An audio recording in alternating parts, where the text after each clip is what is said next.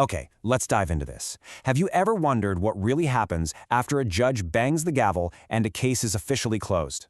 Well, that is not the end of the story, not even close. In fact, it's just the beginning of this very formal, very methodical journey. A journey that takes one single decision and weaves it into the official legal fabric of a nation. So what exactly is that journey? Right. We always see the verdict as the finish line, don't we? But in the legal world, it's actually the starting gun for a process that is absolutely crucial. It's how a private ruling gets transformed into public, binding law that, can actually affect every single one of us. And the answer to how that happens lies in something called Rule 55. The best way to think about it is as the official blueprint, the instruction manual for this whole process. It's what makes sure a judge's words don't just disappear into thin air, but are carefully preserved, organized, and made available for generations to come.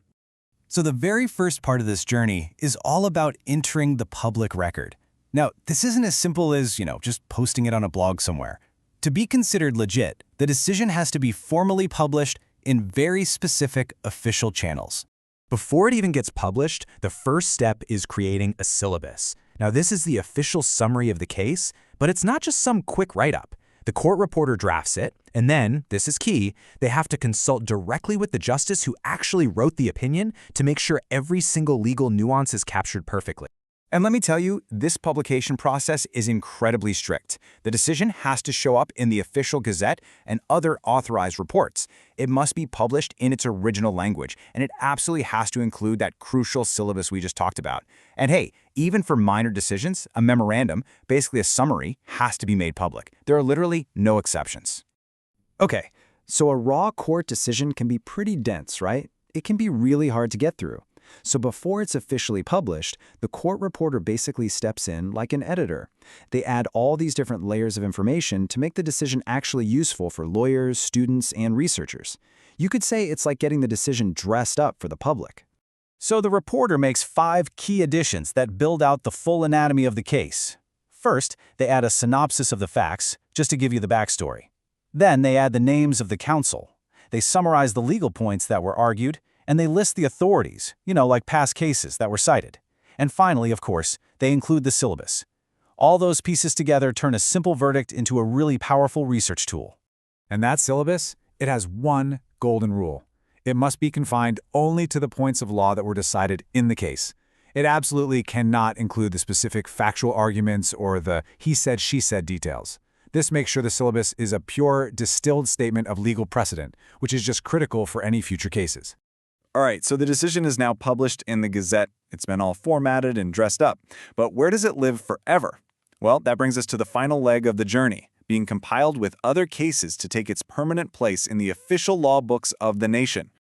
And this final step is taken very, very seriously. Just look at this number, 700. What in the world is that?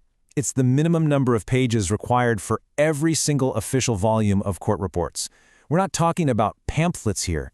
These are substantial, heavy books, literally built to last as a permanent record. And here's the blueprint for those final volumes. They have official names, like the Philippine reports. They have to contain a complete index and tables of all the cases, so they're actually functional for researchers. And of course, they have to meet that 700-page minimum, all printed on good paper and well-bound. It's all about creating this permanent, physical archive of the law. So we've just walked through this really detailed, almost ceremonial process, from writing a syllabus all the way to page counts. But this isn't just about bureaucracy or red tape. There is a profound reason why this whole journey matters so much. And ultimately, it all comes down to this. This super meticulous process creates a stable, predictable, and publicly accessible body of law. When lawyers can find and cite and rely on past decisions, the whole legal system just becomes more fair and consistent. This entire journey, from the gavel to the Gazette to the bound volume, that is what strengthens the rule of law for every single one of us. But, this whole thing raises a really fascinating question for our time. This process was designed for a world of printing presses and physical libraries.